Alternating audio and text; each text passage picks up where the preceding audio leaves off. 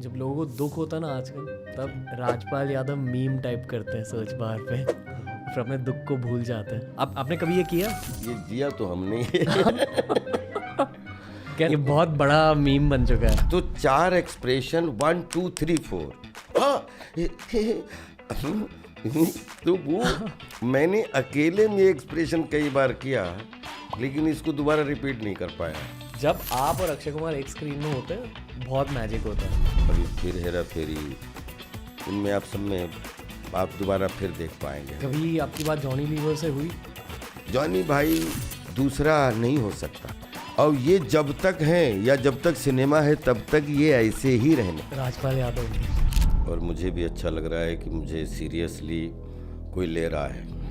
ये आप क्यों कह रहे हो? नहीं, आपके दिमाग में क्या चल रहा था सर ये बॉडी लैंग्वेज जनरेट करने के लिए? आगे लड़की अगर पहलवान है तो ये उठा के पटकेगी भी तो कोई समस्या नहीं है। मेरे एक दोस्त है मुनावर फारूकी, उन्होंने जेल में कुछ वक्त गुजारा था। हाँ हाँ आपने भी वक्त गुजारा है वहाँ? हाँ। वो सच में बहुत ज़्यादा नेगेटिव जगह होती है। टीआरएस की सबसे छोटी intro, it's Rajpal Yadav on TRS. और क्या ही कहना है, लेट्स स्टार्ट।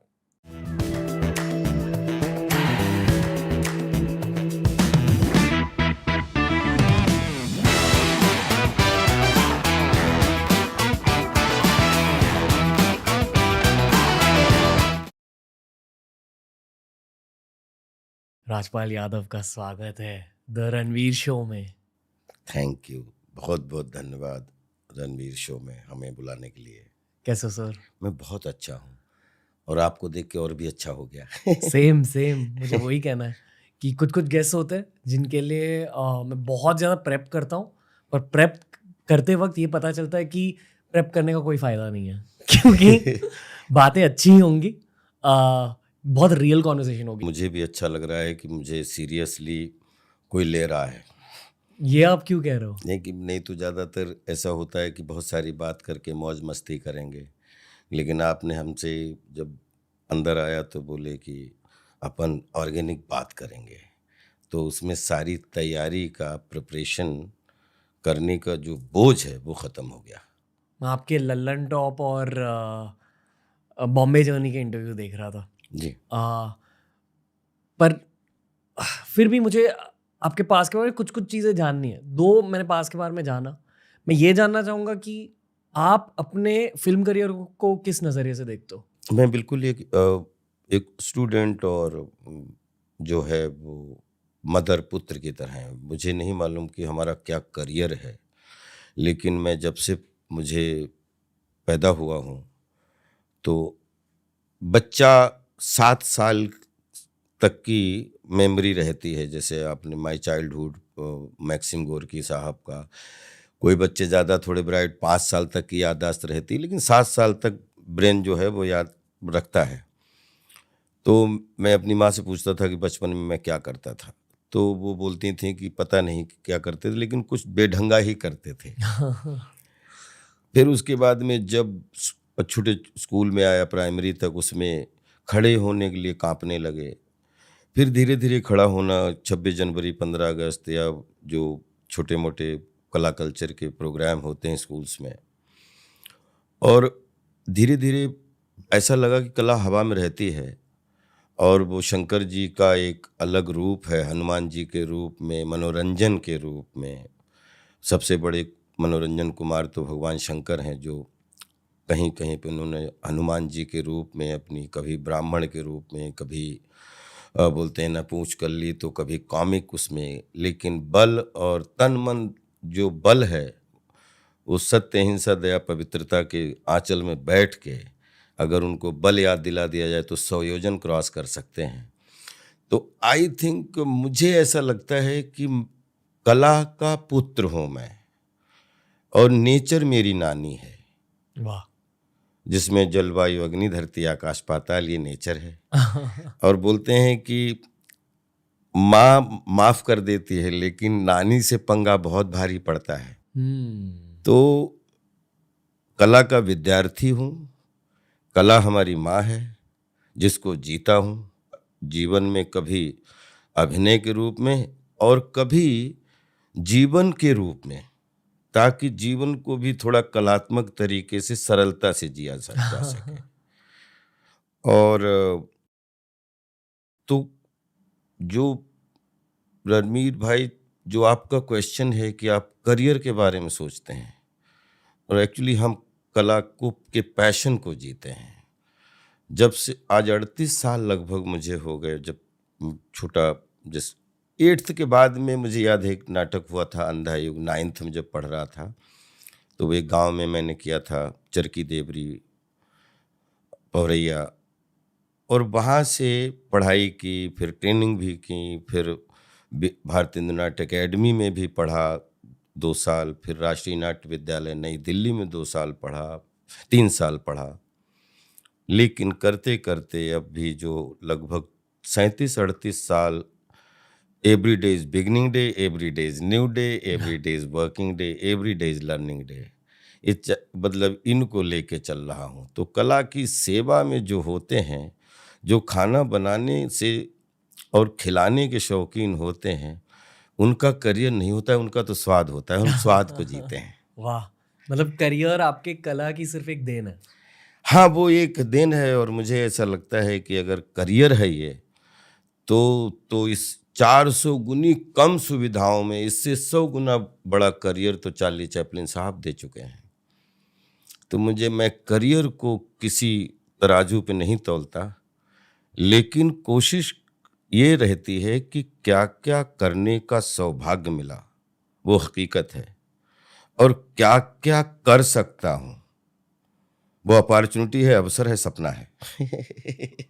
ओके, फ्यूचर के बारे में बात करने से पहले थोड़ा सा प्रेजेंट के बारे में बात करना जी। चाहूँगा। किसी भी आर्ट फॉर्म की एक शेल्फ लाइफ होती है, जी। मतलब लोग उस आर्ट फॉर्म को कब तक याद करते हैं। तो मैं ये मानता हूँ कि फिक्शन की शेल्फ लाइफ बहुत लंबी होती है, जी। पॉडकास्ट की भी ठीक ठाक होती है, जैसे कि आज भी लोग rendezvous with Sunny Agrawal show देखते हैं, आपकी करेक्ट। अदालत जी देखते हैं। देखते हैं। तो उसकी भी शेल्फ लाइफ है, पर फिक्शनल पीस की शेल्फ लाइफ शायद ज्यादा होती है। जी। क्या आपने कभी ये सोचा था कि आपने जितने भी कॉमेडिक सीन्स किए, जी। वो आज 2023 में मीम कल्चर का एक पार्ट बन जाएंगे? जी।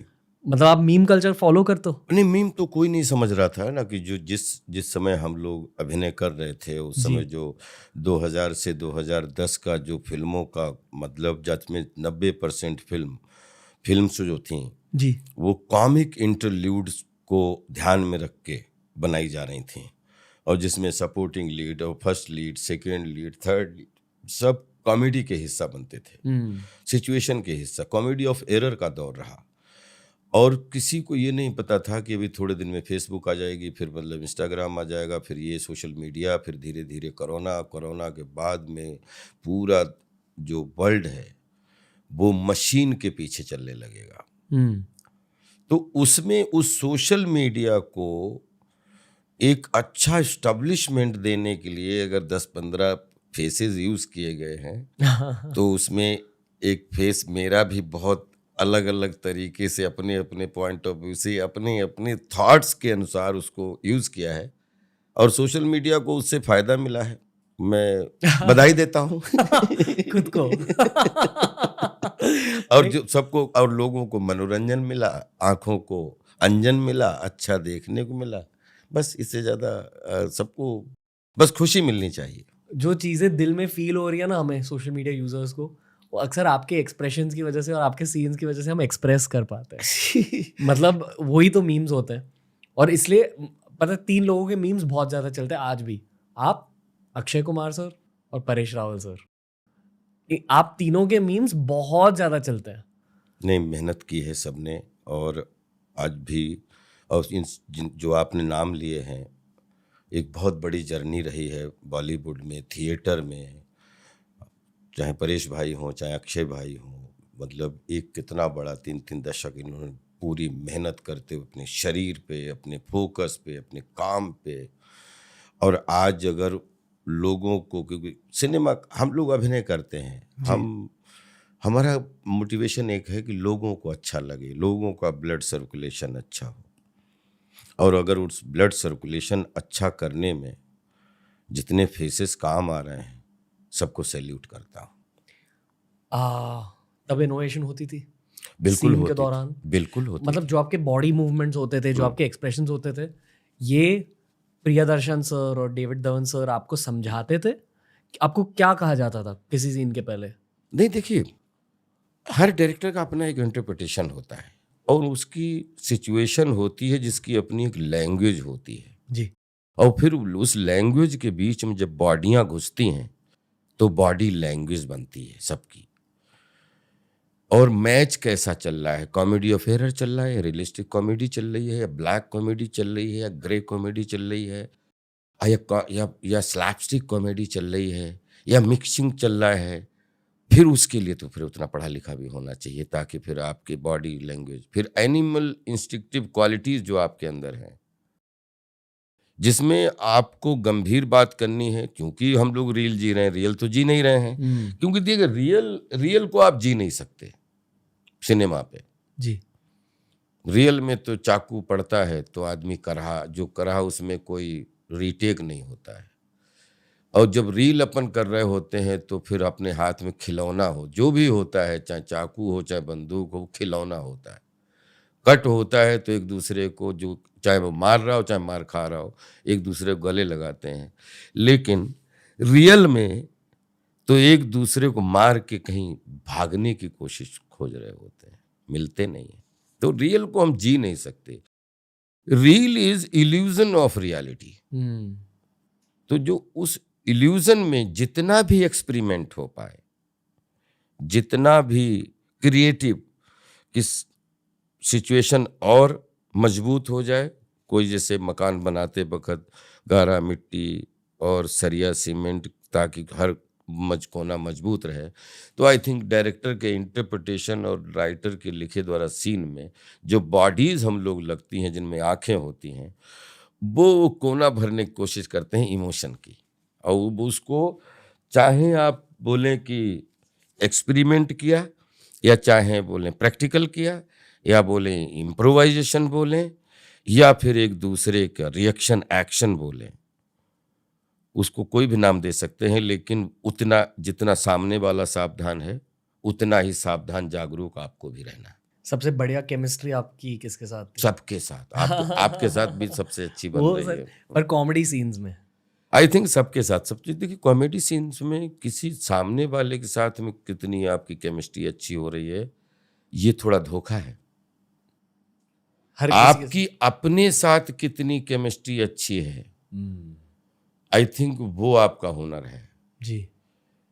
ये घोड़ा राशि जो होता है वो कभी ये नहीं तय करता कि सवार कौन सा बैठा है, लेकिन सवार जैसे ही बैठा हो घोड़े को समझ में आ जाता है कितना पढ़ा लिखा है। वाह। तो मुझे लगता है कि हम एज एन एक्टर, जो थिएटर, फिल्म या टेलीविज़न या जो भी प्लेटफॉर्म मिला है, और उसमें हर आदमी को राशि घोड़ा समझना चाहिए। हम हैं, आप हैं, सब राशि घोड़े, उससे नीचे मांगू भी क्या। और उसमें टाइमिंग का खेल होता है, तो सबसे पहले आपके अंदर की केमिस्ट्री टाइमिंग भरी हो, तो सामने जो भी होगा वो फिर सुर में ही होगा। मतलब जो वो चीज़, इसको शब्द के माध्यम से पर थोड़ा सा फर्क है, बस बता पाना बड़ा मुश्किल है, लेकिन कोशिश की है कि इसको सरलता से समझाऊं। तो सबसे पहले अगर रणवीर की टाइमिंग खुद के साथ में नहीं है ठीक, तो यहाँ बैठ ही नहीं सकते। जब आपकी टाइमिंग आपके साथ बनी हुई है, तो सामने राजपाल हो या कोई भी बैठा होगा, वो टाइम अगर उसकी बेताला टाइमिंग होगी तो भी धीरे धीरे टाइमिंग में आ जाएगा वो। तो मुझे ऐसा लगता है कि मैं अपनी टाइमिंग के साथ रोज कम्युनिकेशन करने की कोशिश करता हूँ। कैसे? ताकि जो है वो, ताकि रिदम में रहूं, सुर में रहूं, ताल में रहूं। वाह। और फिर थोड़ा बहुत हवा के ऊपर की बोलते हैं ना कि शब्द है ना, कभी कभी उनको बांधने की बजाय उनके पीछे भी दौड़ने की जरूरत होती है। तो हो सकता है उसमें जो स्पीड बनती है शब्दों को पकड़ने में, वो भी एक इमोशन और टाइमिंग का हिस्सा होती है। आपको खुद हंसी नहीं आती थी सीन्स के दौरान? नहीं आती है, बिल्कुल आती है। अगर मैं ये मानता हूँ कि अगर रिकॉर्डिंग करने के वक्त अगर आपको खुद हंसी आ रही है, मतलब सच में कॉमेडी निकल के आ रही है। नहीं, ऐसा नहीं है। अगर आपको अपना सीन करते हुए हंसी का माहौल नहीं और हंसी आ गई और हंसी लोगों को आनी है और आपको हंसी आ गई, जी। तो आप फिर कॉमेडी करने की कोशिश कर रहे हो, फिर आप कैरिकेचर कर रहे हो, कॉमेडी नहीं कर सकते। कॉमेडी जब एक्टर को पता ना हो कि ये कॉमेडी है या ट्रेजेडी है जी। और वो अपने कैरेक्टर को जी रहा है और डायरेक्टर की सिचुएशन बताएगी कि ना यहाँ पे कॉमेडी आनी चाहिए। एक बंदा जा रहा है लाठी लेके, केले के सामने किसी ने केला फेंक दिया, छिलका, और अगर उसको पता है कि केले पे मेरा पैर पड़ना है, मैं ऐसे फिसलूंगा, कॉमेडी नहीं आएगी। रॉन्ग टाइमिंग से, कहीं से धोखे से किसी ने केला फेंक दिया, अचानक आदमी ऐसे देख रहा था, पैर पकड़ गया, पैर फिसल गया, उस समय अगर अभिनेता को हंसी आ गई, क्योंकि वो पैर अगर अगर थोड़ा सा भी सावधान नहीं हो पाया तो पैर वैर टूट जाएगा।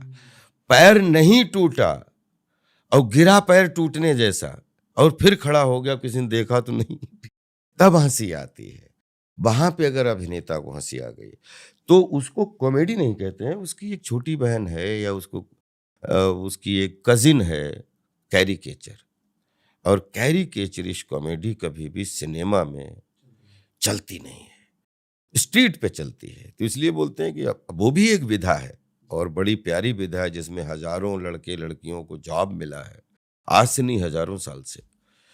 लेकिन हर फ्रेम की अपनी एक केमिस्ट्री है और क्राफ्ट है, और उस क्राफ्ट को जीने के लिए पहले बीच कहानी के रूप में, सब्जेक्ट के रूप में, फिर उसमें टेक्निकल डिफिकल्टीज को सॉल्व करने के रूप में, और धीरे धीरे धीरे धीरे फिर डायरेक्टर उसको अपने हिसाब से 2 घंटे की फिल्म पहले अपने दिमाग में देखता है कि मेरा क्या फुल फिल्म का कलर रहेगा, क्या मेरे स्पीड रहेगी, क्या इमोशन रहेगा, क्या संगीत रहेगा, क्या गीत रहेगा, और क्या बैकग्राउंड रहेगी। उसके बाद में एक पैकेज रूपी, प्रोजेक्ट रूपी प्रोडक्ट निकल के जनता के सामने थाली में परोसा जाएगा 70 mm के रूप में, और उसके बाद ताली मिलती हैं या गाली मिलती हैं, उसका डर रहेगा। आप खुद की फिल्में कभी देखते हो उस फेज के? उस पे क्या, जस्ट दो दशक की तो बात है, पिछले 20 साल का ही, 20 साल में 3 चेंजेस आए हैं, और उसमें जो नए बच्चे हैं वो भी जितने नए हैं, हम पुराने बच्चे हैं उतने हम लोग भी नए हैं। ये 2000 के बाद में, आज 2023 है, आई थिंक 20-22 साल के खेल में सब जितने भी खेल हुए हैं और डिजिटल वो हुए हैं। मेरे नजरिए से वो वाला फेज कॉमेडी का एक गोल्डन फेज था भारत में, शायद वो गोल्डन फेज लौट कर आएगा, ये भी मैं मानता हूँ मीम कल्चर की वजह से। नहीं, उससे पहले आप एक बहुत अच्छा फेज था जब महमूद भाईजान जी। और 10-12 एक्टरों की टोली हुआ करती थी, ओम प्रकाश जी, जी। और उसमें दिलीप साहब ने भी गेस्ट अपीयरेंस किया, सुनील दत्त साहब और महमूद भाईजान, और मतलब एक नहीं, मुकरी साहब और कैस्टो मुखर्जी साहब, कन्हैया लाल जी और संजीव कुमार साहब, और मतलब एक से एक बड़ी फिल्में, 10-12-15 फिल्में बनी थीं। प्यार किए जा, चलती का नाम गाड़ी, पड़ोसन, ये वो, मतलब बहुत अच्छा दौर, और जगदीप साहब से लेके जॉनी भाई तक। तो मुझे ऐसा लगता नहीं है कि देश काल के वातावरण, क्योंकि आज से कॉमेडी नहीं जन्म ली है, जब से ये संसार बना है तब से हर विचार में, हर पशु में, हर पक्षी में, संसार की हर, मतलब बोलते हैं ना कि समुंदर भी खुश हो जाए तो उसकी भी लहरें बड़ी प्यार से मुस्कुराते हुए बहती हैं। तो और जब मोर भी खुश हो जाए तो बोलते हैं कि वो अपनी कॉमेडी, अपने रोमांस को किस तरीके से पंखों में नाच के जो है वो प्रस्तुत करता है। ये मैं इसलिए कह रहा हूँ क्योंकि जितने भी लोग मेरे एज के हैं, वो ज्यादातर इस फेज के फिल्मों को जानते हैं, क्योंकि बचपन में वो वाली फिल्में देखी हैं, आपकी फिल्में देखी हैं जी, और उनकी कॉमेडी सस्टेन करती है, सस्टेन करती एवरग्रीन है। थी। वो 10-12-15 फिल्में कुछ ऐसी बनी जिनका लकीली मैं बहुत, मुझे महत्वपूर्ण हिस्सा होने का सौभाग्य मिला। जी। किसी में टॉप 3 एक्टर्स में, किसी टॉप 5 एक्टर्स में, किसी में टॉप 6 एक्टर्स में, 7 एक्टर्स में, लेकिन वो टॉप 11 टीमें की जो ऐसी कुछ फिल्में बनी ना, कि मुझे भी सीखने का बहुत मौका मिला। कि जब बोलते हैं मैच जब चलता है एंटरटेनमेंट की फील्ड में, तो किस तरीके का कितना रिलैक्स होके कैच लेना पड़ता है, कितना कैच देना पड़ता है। वो सही आप कह रहे हो कि वो जितनी उन फ़िल्मों को देख के आपको खुशी है, वो फ़िल्में देख के मुझे भी बहुत, कि इतने सारे एक्टरों के जमावड़े के साथ में एक कैरेक्टर हाइलाइट होना, ये आई थिंक इन सब डायरेक्टर जिसमें प्रियदर्शन जी और डेविड धवन साहब और मतलब बहुत सारे राजकुमार हिरानी तक, मतलब जितने अलग-अलग डायरेक्टर्स ने मतलब अपने तरीके से बड़े झंडे गाड़े हैं और सबको क्रिएटिविटी के लिए 100 में 110 मार्क। कॉमेडी फिल्म्स बन रही है आजकल? ऐसा नहीं है कि कॉमेडी फिल्में नहीं बन रही हैं, हल्के-हल्के से मीनिंग बदलते जा रहे हैं। फिर मतलब जैसे उस समय जो है कॉमेडी ऑफ एरर बहुत ज़्यादा, जी। तो अभी जो है वो कॉमेडी ऑफ एरर जो होता है वो एक्टर्स के बीच में क्रिएट होता है। अब एक्टर्स के बीच कि मैंने ये बोला, तुमने ये बोला, उसने किसी दूसरे को कुछ बोला, उसने कुछ समझा, उसने दूसरे को बोला। हम्म। अभी जो फिल्में बन रही वो सिचुएशन की, कैरेक्टर सच बोल रहा है लेकिन सिचुएशन जो है कंफ्यूज हो रही है, तो इसको सिचुएशनल कॉमेडी चल रही है अभी। तो पहले slapstick and comedy of error चल रहा था पिछले 10 साल, तो अभी जो है वो सिचुएशनल कॉमेडी चल रही है। जैसे OMG 2। हाँ हाँ, मतलब सिचुएशनल है, सिचुएशन है। जी। अभी एक फिल्म कटहल रिलीज हुई थी, सिचुएशन है वो, घटना है एक। इस तरीके की जो सिचुएशन बेस की, एक एक लोकेशन पे गए, वहां बोले क्या सिचुएशन है, बोले ये घटना हो गई ठीक है, और उसके आसपास कम चल रही है। एवरीबडी इज वेरी सीरियस, लेकिन सिचुएशन फनी है। तो आप समझ गए हम जो जी, कहना जी, जी। चाहते हैं। पर पता है मेरे एज के लोगों को एक और प्रियदर्शन फिल्म देखनी है सर। बिल्कुल, हमें भी देखनी है। और एक मैं बहुत खुश हो गया था, प्रियन जी ने बोला कि जो मेरी एक फिल्म जरूर पार्ट 2 करने की इच्छा है, ढोल 2, क्योंकि वो प्रियन जी ने वो ढोल 2 की एक दिन कहानी सुना के मुझे लालच में डाल दिया कि जो पार्ट 1 है जो देखी उसका इतना प्यार मिला देश दुनिया में, पार्ट 2 इसकी एक्सटेंशन में इससे भी 10 गुना बेहतरीन स्टोरी है। और मैं प्रियन जी से जब भी बोलता हूँ सर ढोल 2 तो अभी वो बिजी थे काफ़ी, 2024 तक बहुत उनके कमिटमेंट थे, लेकिन प्रियन जी कभी बूढ़े नहीं होंगे, रामू जी कभी बूढ़े नहीं होंगे, डेविड जी कभी बूढ़े नहीं होंगे, राजकुमार हिरानी कभी बूढ़े। जो लोगों को हंसाना जानते हैं, लोगों, और बहुत सारे डायरेक्टर अपने नए टैलेंट के जिनमें मतलब बहुत ये बूढ़े ना बूढ़े होने वाले लोग हैं, और अनीस बाज़मी साहब हों, कबीर खान साहब हों, जो नए अलग अलग जिनको मैंने देखा है या जिनके काम ऑडियंस में बैठ के देखा या पर्दे में जिनके साथ करके देखा, डजन मैटर जिसके साथ काम किया या नहीं किया, 50 ऐसे डायरेक्टर हैं जिनको प्रणाम करता हूँ। बहुत अच्छा। और साउथ, नॉर्थ, ईस्ट, वेस्ट हर जगह के, मतलब ये कह सकते हैं कि मैं एक दिन कि सिनेमा को कैसे अपन डिवाइड करें, कि वो यहाँ की फिल्म है, वो यहाँ की फिल्म है, जो बीच में काफ़ी, कि वो साउथ इंडियन का सिनेमा है, वो नॉर्थ इंडियन का सिनेमा है, या बॉलीवुड का सिनेमा है। तो मैं बैठा बैठा कि मेरा क्या अनुभव है, कि मैं इस चीज़ को कैसे लेता हूँ। तो मुझे लगता है कि जहाँ तक कुछ खोजे गए 207 कंट्री हैं, जिसमें लगभग 70-72 लैंग्वेज हैं। कुछ 10-15 बहुत एस्टेब्लिश हैं, कुछ ऐसी। तो उसमें 3 बहनें हैं, एक बड़ी बहन हॉलीवुड और एक मझली बहन बॉलीवुड और रीजनल्स वुड। और इन तीनों बहनें में सातों समंदर में ये कला के 3 रूप हैं, कभी कभी हॉलीवुड के रूप में, कभी कभी बॉलीवुड के रूप में, और कभी कभी रीजनल वुड के रूप में। लेकिन उससे चाहे कहीं तीनों अपनी बोलते हैं, अगर बॉलीवुड अपनी माँ है तो बोलते हैं बड़ी मौसी हॉलीवुड है और छोटी मौसियाँ अपनी ये सब हैं। और जब जब कहीं अच्छी फिल्म बनती है तो उसमें कला का निर्माण अच्छा होता है, तो ताली इस सातों समंदर के किसी भी कोने के, किसी भी धर्म, किसी जाति को ताली हर किचन से मिलती है जब जब कला अच्छी मिलती है। और मैं भी वही थ्योरी की, मैं फिल्म सिनेमा कला को हवा, और हवा सातों समंदर में रहती है, और वहाँ से कोई क्रिएटिव काम हो, चाहे रणवीर के रूप में, चाहे राजपाल के रूप में, और चाहे किसी के रूप में, उसको सैल्यूट करते हुए हमेशा ताली। कभी आपकी बात जॉनी लीवर से हुई करियर एडवाइस को लेकर? जॉनी लीवर साहब जो हैं, फिल्मों की सेवा तो उन्होंने इतने मैच खेले हैं कि पूरी दुनिया जानती, जितना भी बोलो तो सूरज को दिया दिखाने जैसा है। लेकिन स्टैंड अप विधा जो हजारों साल पुरानी है, उसको एक फैशन बना दिया।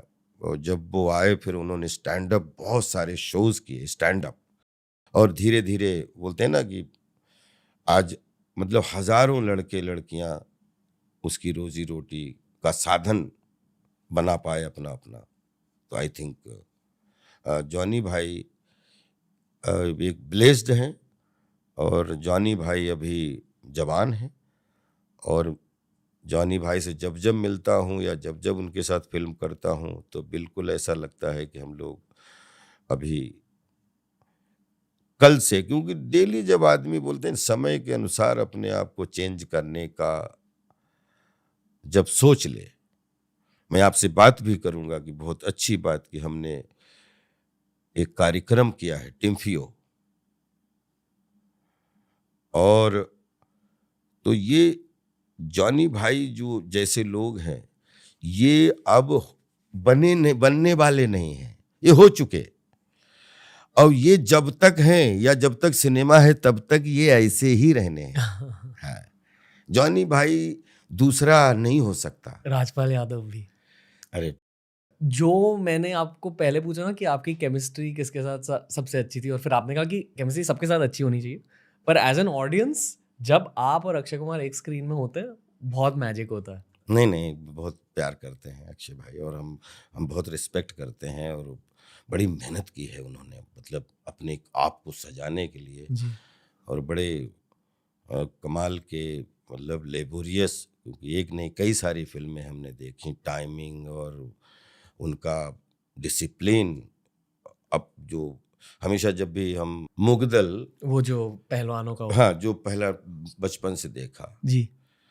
मैं जिम ज़्यादा नहीं, तो मुझे मुगदल का शौक मतलब था बचपन से, लेकिन उसको कतई कंफर्म करने का, आज मेरे घर पे 3 मुगदल रखे हैं तो उसके कारण अक्षय कुमार ही है। क्योंकि वो एक्सरसाइज में बड़ा अच्छा, कि वो बोलते हैं ना कि सर से लेके और पैर तक, मतलब वो काफ़ी मजबूती देता है, वो बहुत सही प्रैक्टिस है मुगदल के साथ, और वो अक्षय भाई बेस्ट जानता है। प्रियदर्शन की फिल्में देखनी है, अक्षय कुमार सर की परफॉर्मेंसेस देखनी है, और वो केमिस्ट्री मुझे ही नहीं, ये बहुत सारे लोगों को देखनी है। वो कैसे होते थे कॉमेडी के सेट्स पर? अभी आपको वेलकम टू द जंगल में और 2-3 फिल्में हम अ, अभी फिर हेरा फेरी, इनमें आप सब में आप दोबारा फिर देख पाएंगे हम सबको। मैं डेफिनेटली मैं इनडायरेक्टली आपसे थोड़ी सी मेंटरिंग ले रहा हूँ, जी। आर्टिस्टिक मेंटरिंग, पर आपके दिल के अंदर घुसने की कोशिश कर रहा हूँ जी। कि इतनी कॉमेडी निकल के कैसे आती है। तो जैसे ब्रेकिंग द फोर्थ वॉल का एक कॉन्सेप्ट होता है कि आप स्टेज के उस पार चले जाते हो, मुझे एक छोटी सी वैसी एक्सरसाइज करनी है आपकी इजाज़त के साथ। जी बिल्कुल, बोलिए। तो ये हमारी एक स्क्रीन है, जी। यहाँ मैं आपके थोड़े से कुछ मीम्स प्ले करूँगा जी। और सीन्स प्ले करूँगा। मुझे पता भी नहीं हम क्या बातें करेंगे, बट बस आपके साथ देखने हैं वो सीन्स। प्लीज दिखाइए, कोई Okay. प्रॉब्लम। जब लोगों को दुख होता है ना आजकल, तब जी। राजपाल यादव मीम टाइप करते हैं सर्च बार पे और फिर अपने दुख को भूल जाते हैं। आपने कभी ये किया? ये जिया तो हमने नहीं, पर आप ऐसे करते हो कि राजपाल यादव मीम या राजपाल यादव कॉमेडी सीन्स नहीं, ऐसे सब दोस्त वगैरह और सब आपके सामने करते हैं? वो दिखा देते हैं। आपको शर्म फील होती है ये सब करके? क्योंकि अक्सर अगर कोई मुझे मेरे खुद के वीडियोस दिखा तो मुझे बहुत शर्म फील होती है, तो मैं बस आपके आर्टिस्टिक माइंड को जानने की नहीं, मुझे वो याद आता है कि ये जो आपने ये दिखाया ना मुझे,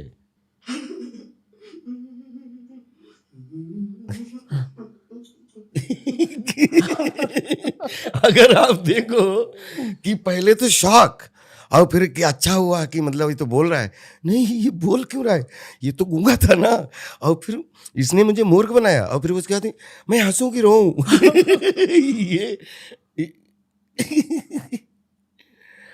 ये जो इमोशन है ना, जी, इसका इतना लोगों ने यूज किया है, लेकिन मेरे जीवन का ये ऐसा ये स्पेशली इतनी सारी फिल्में जितनी भी हो गई, जी, 150 हो गई, 200 हो गई, जो भी, लेकिन ये अकेला एक्सप्रेशन ऐसा है जिसमें मुझसे प्रियन जी ने कहा था कि जब पहली बार ये पता लगे कि शाहिद कुछ बोले, और शाहिद ने कुछ बोला है, तो ना ये बेचारा फिशरमैन है, तो ये इतना बड़ा तो समझदार है नहीं, तो ये थोड़ी देर के लिए भूल जाए कि शॉक लगा, धोखे से हंसी आ गई, हंसी लगा गलत है, गुस्सा करूं, फिर कंफ्यूज हो गया कि इसमें गुस्सा करूं या हंसूं।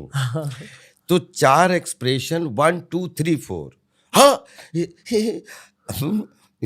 तो वो मैंने अकेले में एक्सप्रेशन कई बार किया, लेकिन इसको दोबारा रिपीट नहीं कर पाया, क्योंकि वो 1 2 3 4, तो उसमें पहले में शॉक, और फिर ये लगे कि इसको याद नहीं रहा और इसको हंसी आ गई, या इसको नहीं हंसी ठीक नहीं है, इमोशन कुछ और है, तो जो खुद इमोशन देने में कंफ्यूज हो जाए, वो 4 एक्सप्रेशन चाहिए।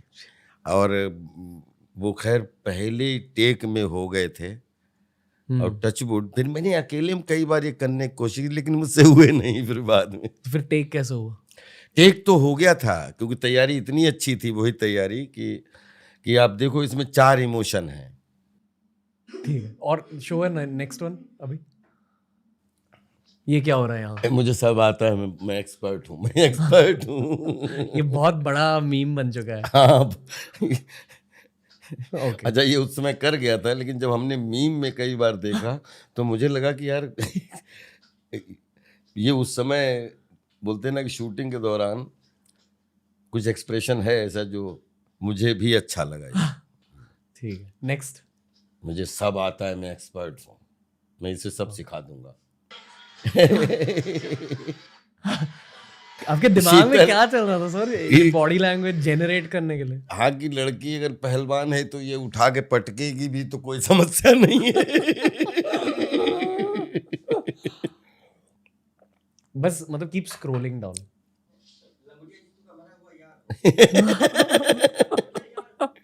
कैसा फील होता है ये सब देख के? ये कैरेक्टर ऐसा था, ये कैरेक्टर ऐसा था कि जो मतलब प्रियन जी जाने उन्होंने कैसे की, लेकिन प्रियन जी ने ये कैरेक्टर जिस दिन दिया था, बोले राजपाल ये कैरेक्टर आपको बहुत प्यार मिलेगा देश दुनिया से, ये बात है, और बोले कि हर सीन एक क्राफ्ट है और कहानी का है। तो आई थिंक वो धीरे से जो प्रियन जी ने कैरी करवाया। वो और आपके लिए कैरेक्टर्स लिखते थे? बोले उनकी फिल्मों का जो एंटरटेनिंग फिल्में उन्होंने बनाई हैं, तो वो उनके परेश जी हों या राजपाल हों या अक्षय जी हों या सुनील अन्ना हों या मनोज जोशी हों या और भी बहुत सारे जितने भी एक्टर, असरानी जी से लेके, तो वो प्रॉपर उनके दिमाग में पूरा क्राफ्ट हर कैरेक्टर को लेके होता था, सब एक्टर को लेके, और इसमें प्रियन जी का ही ज़्यादा धमाल है ये। पर मतलब आपको ध्यान में रखकर कैरेक्टर स्क्रिप्ट करते थे वो? आई एम श्योर उनके एक सेट ऑफ एक्टर्स होते थे। आई थिंक वो पहले कहानी एंटरटेनिंग चुनते थे, चाहे मालामाल वीकली हो, चाहे ढोल हो, चाहे वो चुप चुप के हो, चाहे हंगामा हो, जी, और और उसके अकॉर्डिंग फिर मतलब फिल्म के किस किस कोने पे कौन सा एक्टर कहाँ फिट होता है। तो कभी किसी फिल्म में किसी बड़े एक्टर के 6 सीन और किसी फिल्म में 36 सीन, तो मतलब लेकिन वो कहानी के किस कोने में फिट है, ये प्रियन जी हमेशा ध्यान रखते थे। ये केमिस्ट्री सर। आप दोनों के बीच एनर्जी क्या थी? ये हमारा एक्चुअली इस तरीके का ही रिश्ता है, मतलब एक दूसरे को, क्योंकि बहुत प्यारी रिलेशनशिप है इस तरीके, क्योंकि कुछ एक दूसरे से एफर्टलेस जो भी सीन जीते हैं जी, और जितने जिए, तो हमेशा एफर्टलेस, कोई बीच में ये भूल जाते हैं 2 एक्टर काम कर रहे हैं। हमेशा लगा कि 2 दोस्त दोस्त या 2 मतलब कला के स्टूडेंट्स और कुछ अच्छा करने की कोशिश कर रहे हैं। तो वो कई सारी फ़िल्मों में अलग-अलग वो केमिस्ट्री निकल के भी आई है हमारी। उन्हें कभी दुखी देखा आपने? मैंने नहीं। अक्षय कुमार को कभी दुखी नहीं देखा। मतलब शायद में दुख है ही नहीं, ऐसा मुझे लगता है। नहीं, गंभीर रहते हैं। गंभीर तो देखा और हँसी मज़ाक भी करते हुए देखा। लेकिन मुझे लगता है कि एक्टर दुखी लगने से दुख निकलना नहीं है और हँसने से जो है वो फ़ायदा ही फ़ायदा है। तो मैंने दुखी-वुखी तो नहीं देखा, क्योंकि मैं खुद दुखी दिखाने की कोशिश से बचता हूँ हुँ। और सेट पे क्या दुख, जो कर्म है उसको बेहतरीन तरीके से जिएँ हँसते-खेलते हुए, वो ज़्यादा इम्पोर्टेंट है।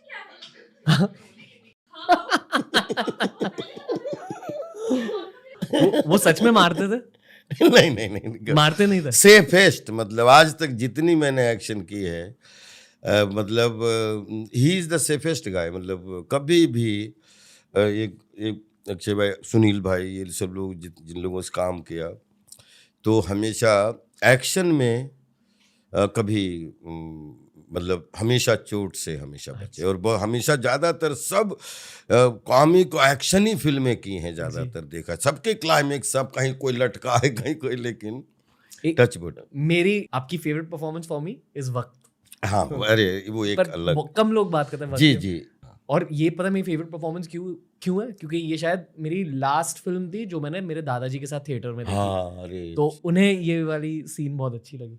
हाँ, मतलब जब ये टीवी पे भी चलती थी, we used to wait for your appearance. ये नट्टू भाई है।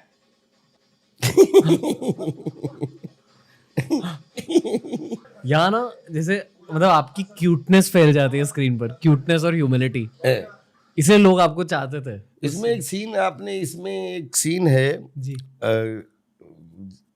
कि ये विपुल भाई का एयरपोर्ट। एयरपोर्ट। हाँ, अरे वक्त एयरपोर्ट। हाँ, वो सीन जब मैंने देखा तो वो एक ऐसी सिचुएशन कि मुझे भी जब देखा तो बहुत, हाँ, हाँ, ये यही। ऐसे फिल्में क्यों नहीं बनती सर? हाँ, ये पता ही नहीं कैसे। अच्छा, ये भूल भुलैया। भूल भुलैया पे अरे बाप। ये याद है क्या हो रहा था आपके दिमाग में भूल भुलैया के वक्त? नहीं, ये सब कैरेक्टर की यादें ताज़ा हो जाती हैं जो इस प्रोसेस में जब कर रहे थे। तो आज इतने साल बाद में ये कैरेक्टर, अब बच्चे जो आज के हैं और सबको जितने उस समय सुपरहिट थे जब रिलीज हुए थे ये कैरेक्टर, और आज भी ये मीम की वजह से और 10 गुना ज़्यादा ये पॉपुलर हो गए। तो आई थिंक इससे ज़्यादा एक एक्टर का क्या सौभाग्य होता है। आई फील कि आपका कर्तव्य बदल चुका है आज। कर्तव्य बदल चुका है। बहुत सही बात बोली रणबीर और आपने। ये सब सीन्स देखते वक्त आपने कहा कि जो आपके दिल में था पहले एक्टिंग की शुरुआत से पहले, वो सब हो गया। आप लोगों के दिलों में बस चुके हो, ये मैं मानता हूँ आपकी कॉमेडी के थ्रू। बट 2023 में कुछ बदला है? नहीं, 2023 में बदला 100% है। और मैं जैसे मैंने आपको बताया कि पढ़ना, बढ़ना, कढ़ना, कि मैंने रणवीर की थ्योरी पढ़ी, तो रणवीर का वो एक्सपीरियंस मैंने पढ़ा। लेकिन मैं जब बैठा हूं, रणवीर अपने तरीके से बैठे, मैं अपने तरीके से बैठा हूं, लेकिन दोनों एक दूसरे को, अभी सिचुएशन है कि हमें अपन कन्वर्सेशन कर रहे हैं, लेकिन इंटरनल तो दोनों के अलग अलग है ना। तो कि मुझे अभिनय 20 साल मैंने खूब लोगों को हंसाया, पिछले 20-25 साल से खूब लोगों ने मतलब बहुत सारी सीरियस परफॉर्मेंस देखी, बहुत सारी नेगेटिव परफॉर्मेंस देखी, और सब में पास होने का सौभाग्य मिला। किताबें, इंस्टीट्यूट, प्रशिक्षण, ट्रेनिंग, उसके लिए स्पेशल एक टीम ने 6 महीने काम किया प्रॉपर। फिर प्रॉपर उसकी एक बढ़िया मतलब प्लेटफॉर्म से उसकी शूटिंग करवाई, और आज जो आप बच्चों की जितनी चीज़ों के बीच में एक एजुकेशनल, जिसमें हमने एक कार्यक्रम बनाया जिसका मैं हिस्सा हूं एक एंकर के रूप में, टिम्फियो। मैं आपको बिलीव करवाता हूं रणबीर भाई, छोटे भाई हो आप, कि 1.5 घंटे मेरे लिए आप मत देना, आप 1.5 घंटे अपने आप को देना, और फिर वो 1.5 घंटे के बाद में खुद आप अपने विश्लेषण में चले जाओगे। क्योंकि अनुभव जो है ना, प्रैक्टिकल प्रशिक्षण, ये क्यों मतलब हमने टिम्फियो बनाया, क्योंकि मुझे मालूम है कि इस देश दुनिया में 2 टियर से लेके 3 टियर से लेके करोड़ों बच्चे बच्चियां हैं। पर ये क्या एक कोर्स है? ये 1.5 घंटे का एक कार्यक्रम है ओके जिसका नाम है टिम्फियो। जी। Training is must for everyone.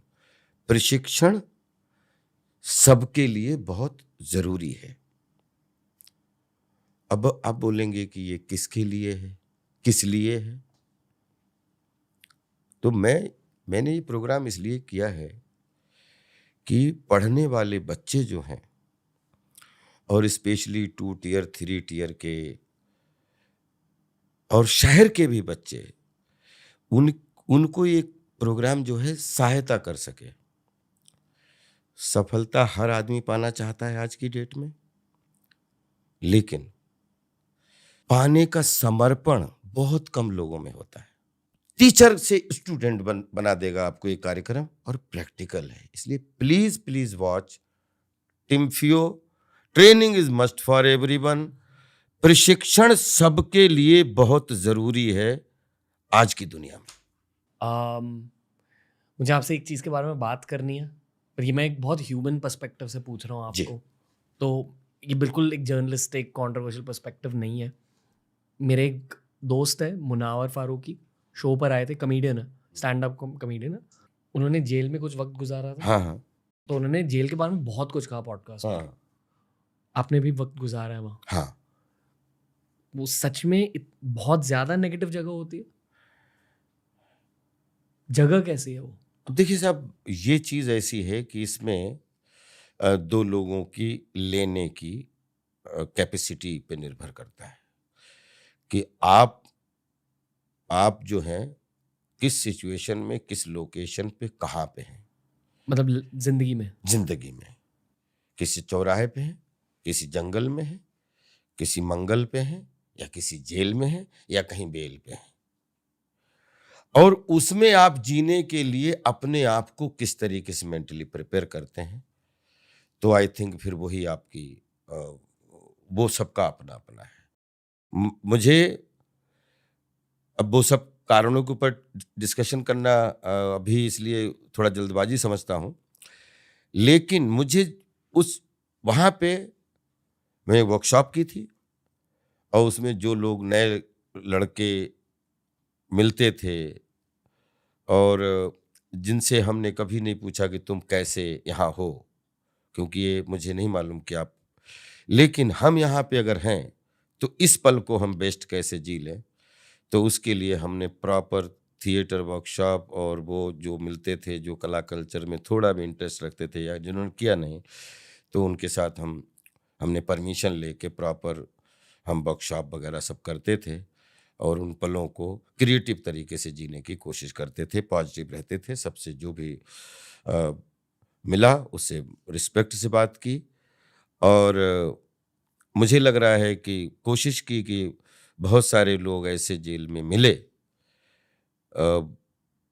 और उसमें कुछ फंक्शन भी हुए थे जिनमें हमें कुछ स्पीच देने का भी मौका मिला, और आई थिंक एडमिनिस्ट्रेशन से लेके और बहुत सारे ऐसे लोग थे जो कह रहे थे कि राजपाल, आई थिंक आपसे मिलना हमारा एक योग है, संयोग है, और ये कुछ चीज़ें तो आप ऐसी देख गए हो कि यहाँ से निकल के बाद में जीवन 100% हमारा बदलेगा।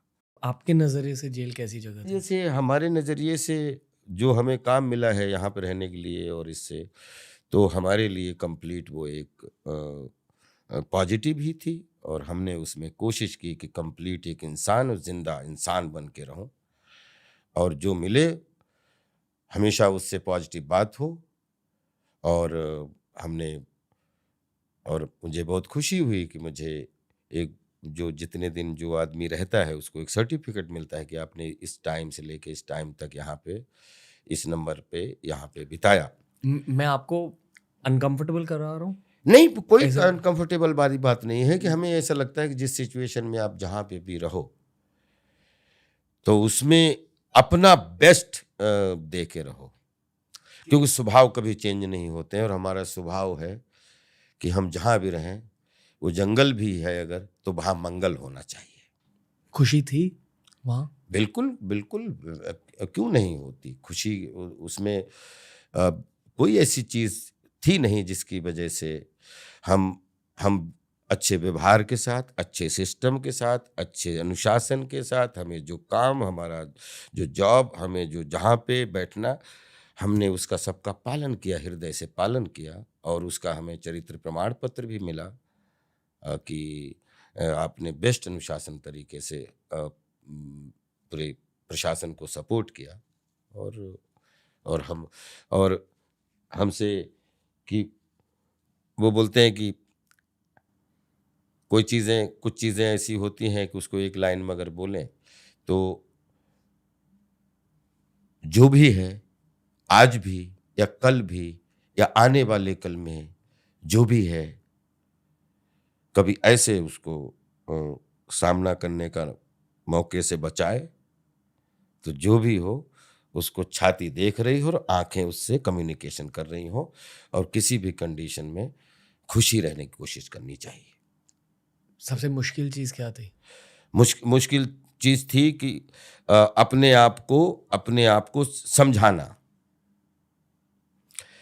तो बड़ा कमाल की उसमें बड़े महेश भट्ट साहब एक बार आए थे और अचानक सुपरिटेंडेंट साहब बोले कि आपकी मिलाई है।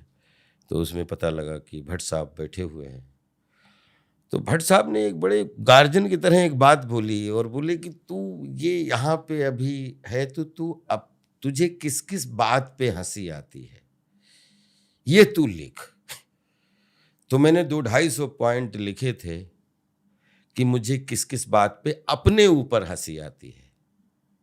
तो वो आई थिंक बेस्ट एक सलाह व अनुभव था हमें, और वो मज़ा आया मुझे लिखने में। मैंने लिख के रखे हैं, कभी मौका लगा तो उनको छपाई भी करवा दूँ।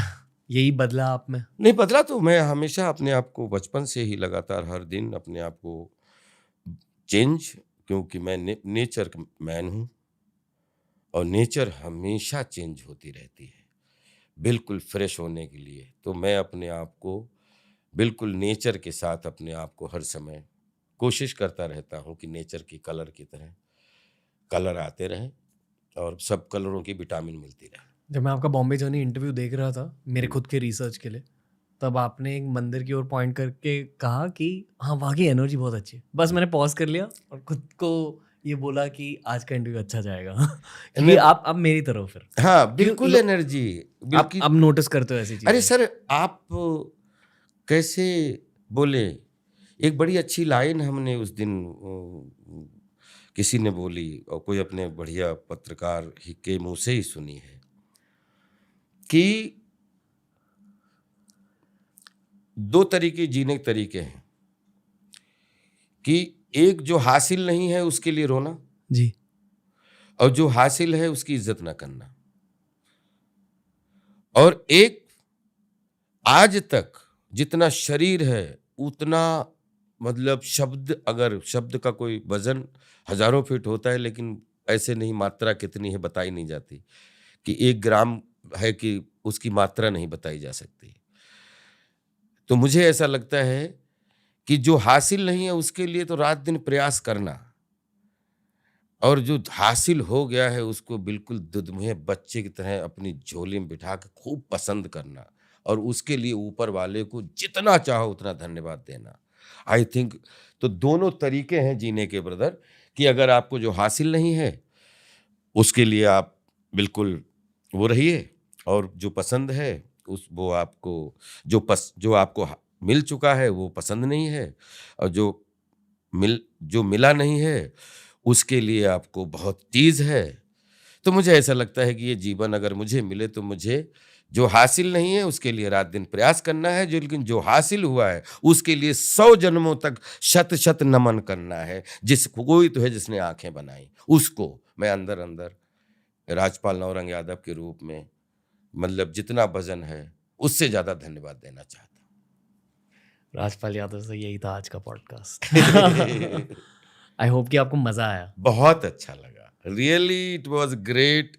मैं जैसा आपका पॉडकास्ट देखा, जैसे आपके एपिसोड देखे, जैसा आप अलग अलग पर्सनालिटी के साथ आप बैठते हो, लेकिन आप डेफिनेटली बहुत ही हमारी देश की हीरे रूपी पर्सनालिटी हो ब्रदर। और आपके संस्कार, आप साधना, आपकी आध्यात्मिकता और आपके बोलते हैं ना कि how to talk, how to walk, how to sit and how to represent of your self, acting. तो वो उसमें आप बिल्कुल 100 में 110 नंबर ब्रदर। नहीं, थैंक यू सर। और मज़ा आया मुझे भी बहुत। God bless you. और TRS the Ranveer show, I think बहुत सारे इंटरव्यू किए, लेकिन ये बेस्ट अभी तक का बेस्ट लगा। Thank you so much sir, thank you. आपके जाने से पहले मैं कुछ कहना चाहूँगा। जी। बहुत खुशी मिली आपकी वजह से। मेरी लाइफ में बहुत सारे दुखी मोमेंट्स हुए जहाँ आपकी फिल्मों से खुशी मिली थी। बचपन में मेरा बचपन काफ़ी ज़्यादा रफ था, राहु का इफेक्ट था मेरे बचपन में। नहीं, वो एक अलग कॉन्वर्सेशन है जी। पर काफ़ी मुश्किल बचपन था। और आपकी फिल्मों की वजह से बहुत शांति मिलती थी मुझे, इसलिए आज भी मैं आपके मीम्स देखते रहता हूँ। नहीं बिल्कुल। जब मुझे मेरे खुद के बचपन में, एटलीस्ट मुझे अगर मेरे खुद के दिल को मेरे बचपन में भेजना है तो मैं आपके मूवीज़, आपके सीन्स की वजह से मेरे दिल को वहाँ तक पहुँचाता हूँ। तो बस थैंक यू, ये कहना चाहूँगा सर। बस आप छोटे भाई, आप खूब पूरी दुनिया में हर किचन में हर बच्चे की दिल की धड़कन बनो, ऐसी दुआ करता हूँ। आपसे इंस्पिरेशन ले। और हमारे बड़े भाई कितने हैं, आशुतोष राणा जी, बहुत ही प्यारे नॉलेज, मतलब जिसको साहित्य का अच्छा ज्ञान मानता हूँ। वो हमेशा एक लाइन बोलते थे वो, कि अगर सूरज की रोशनी मुझ पे पड़ रही है तो हमारे साथ अगर 10 लोग खड़े हैं उन पे भी सूरज की रोशनी पड़े, उससे हमारे ऊपर सूरज की रोशनी पड़ने वाली कम नहीं हो जाएगी। और जो आपने अपने बचपन की बात किया, जो मैंने अपना बचपन देखा है, जिसकी 5 घंटे भी कम हो जाएंगे जब बचपन की बात करेंगे या बचपन के सर्वाइवल की बात करेंगे। लेकिन हृदय से मैं आप लोगों के सामने एक बात रखना चाह रहा हूँ कि रणवीर जी से मिल के प्रेरणा के थ्रू या जो भी, तो ये जो टिम्फियो कार्यक्रम लेके आए हो, और इसको जिस दिन आप देख के आई थिंक 100% हम उसी बचपन के उन बेस को, उस तैयारियों को फिर जागरूक करने आए हैं। तो इसलिए आज आने वाले दिनों में हम कितने भी मशीनीकरण में रहें, लेकिन क्रमबद्ध नॉलेज, और आजकल के बच्चों में लक्ष्य ना, वो लक्ष्य को डिसाइड ना कर पाना, गोल को लोग गोल सोच, आज एक गोल बनाया कल दूसरा, तो लक्ष्य का जो है फिक्स ना कर पाना, फाइनल नहीं कर पाना, बहुत सारे कंफ्यूजन है।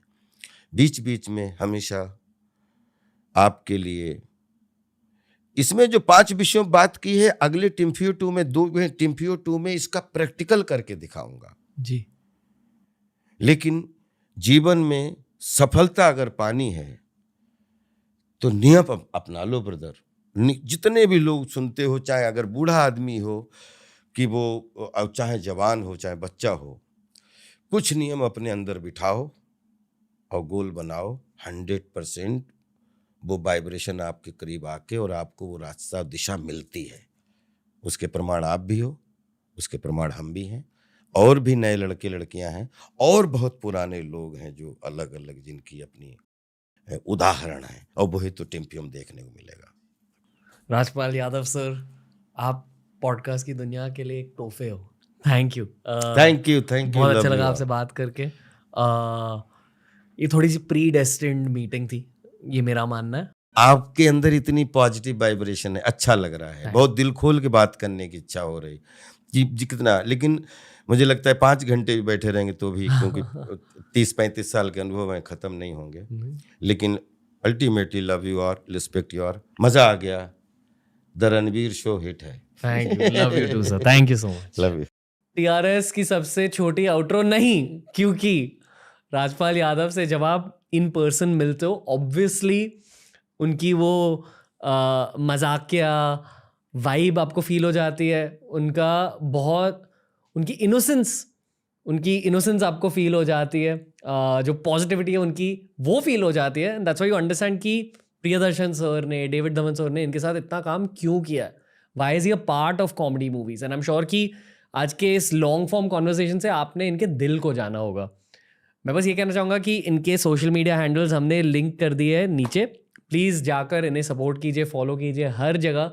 ये फिल्म इंडस्ट्री के एक ट्रू लेजेंड है and he deserves all the support from the Indian internet. बहुत ही जल्द राजपाल सर लौट कर आएंगे टीआरएस पर। तब तक ये बताइए कि ये वाली कॉन्वर्सेशन आपको कैसी लगी।